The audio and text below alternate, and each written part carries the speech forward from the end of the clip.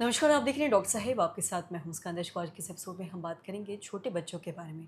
हम देखते हैं जब भी बात हार्ट से जुड़ी आती है तो अक्सर ऐसा देखा जाता है कि हार्ट से जुड़ी अगर बीमारियों के बारे में बात करें तो बच्चों के दिल में छेद होने वाली जो दिक्कत है वो अक्सर ऐसे बहुत सारे केसेस आते हैं। लेकिन कई बार लोग हैं जो पहचान नहीं पाते, उनके जो अभिभावक है, पेरेंट्स हैं, उन्हें ये नहीं समझ आ पाता कि बच्चों के दिल में छेद है, इसके क्या सिम्टम्स हो सकते हैं और साथ ही इसके आने वाले समय में और क्या कॉम्प्लिकेशन हो सकते हैं। अगर ये एक बार ठीक भी हो जाता है तो आने वाले समय में इससे क्या दिक्कतें आ सकती है और साथ ही इसके उपचार और इलाज के बारे में जानेंगे। इसी बारे में तमाम जानकारी लेने के लिए आज हमारे साथ मौजूद है बिहार के जाने माने cardiologist doctor Vineet Kumar. Sir नमस्कार, बहुत बहुत स्वागत है आपका। Thank you. सबसे जानना चाहेंगे, अगर बच्चों के किसी के दिल में छेद है तो सबसे पहले तो ऐसे क्या कुछ सिम्टम्स है जो उनके पेरेंट्स समझ पाए जिससे, और आने वाले समय में उस बच्चे को क्या और दिक्कतें हो सकती है, क्या कॉम्प्लिकेशन आ सकता है, इस बारे में बताएं। देखिए, हार्ट में जो हम लोग छेद बोलते हैं, मेडिकल वर्ड एएसडी, बीएसडी इसे यूजुअली हम लोग कहते हैं। एएसडी थोड़ा लेट से समझ में आता है, बीएसडी थोड़ा अर्ली समझ में आ जाता है, पीडीए भी थोड़ा अर्ली समझ में आता है।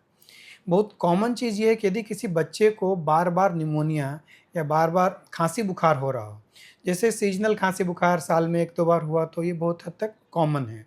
बट यदि किसी बच्चे को हर महीने 1-2 बार हो जा रहा हो, 3-4 बार हो जा रहा हो, यूजुअली कई बार बिना एडमिट किए उसका निमोनिया ठीक नहीं होता हो, यदि ऐसा लक्षण लग रहा हो, किसी अनयूजुअली ज़्यादा खाँसी बुखार निमोनिया हो रहा हो, तो उस हालत में हार्ट की जाँच ज़रूर करानी चाहिए।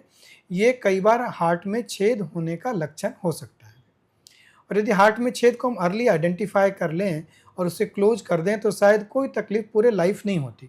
बच्चा बिल्कुल नॉर्मल रहता है।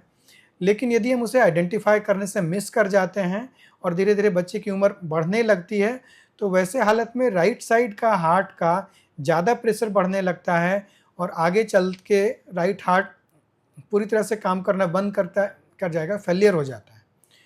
यदि एक बार राइट हार्ट ज़्यादा प्रेशर बढ़ गया तो फिर वो छेद को बंद करना भी संभव नहीं होता। तो ये फिर लाइलाज अवस्था हो जाती है। तो ये चीज़ समझना है कि यदि हम उसे अर्ली आइडेंटिफ़ाई कर पाएँ तो 100% ठीक हो जाता है। वही यदि हम लेट कर दें या एक समय के बाद आइडेंटिफ़ाई करें तो ये बीमारी लाइलाज हो जाती है, वैसे में जान जाने का रिस्क बन जाता है। तो अवेयरनेस ज़रूरी है। यदि किसी बच्चे को बार-बार निमोनिया हो तो ज़रूर एक बार हार्ट के डॉक्टर से मिलें, हार्ट की जाँच करवाएँ, कहीं बच्चे के दिल में हार्ट कोई छेद तो नहीं है। यदि छेद है तो उसे बंद करना बहुत सिंपल होता है कई बार। कई बार तो बिना ऑपरेशन किए एक वायर डाल के जाके उसे डिवाइस के द्वारा बंद कर देते हैं। लेकिन कुछ छेद ऐसा भी होता है जिसे कि हम डिवाइस से नहीं बंद कर पाते, तो उस हालत में ओपन सर्जरी करके वो आसानी से बंद किया जा सकता है। तो यदि कभी भी लक्षण लगे तो घबराएँ नहीं, अपने डॉक्टर से मिलें और छेद यदि हो तो निश्चित रूप से उसे बंद करवाने के लिए सोचें, जिससे कि आने वाले समय में उस बीमारी को लाइलाज होने से या जान जाने से बचाया जा सकता है। जी, और साथ ही आपने सर दिल में छेद की बात की है, तो इससे आने वाले समय में ऐसा कुछ हो सकता है कि आने वाले समय में बच्चे को हार्ट से जुड़ी कोई बीमारी हो जाए या हार्ट अटैक या कार्डियक अरेस्ट ऐसा कुछ हो?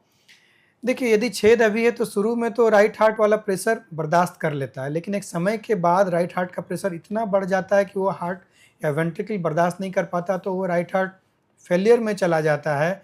तो उसके बाद फिर वो जान चला जाएगा। हार्ट फेलियर में गया तो फिर जान जाएगा।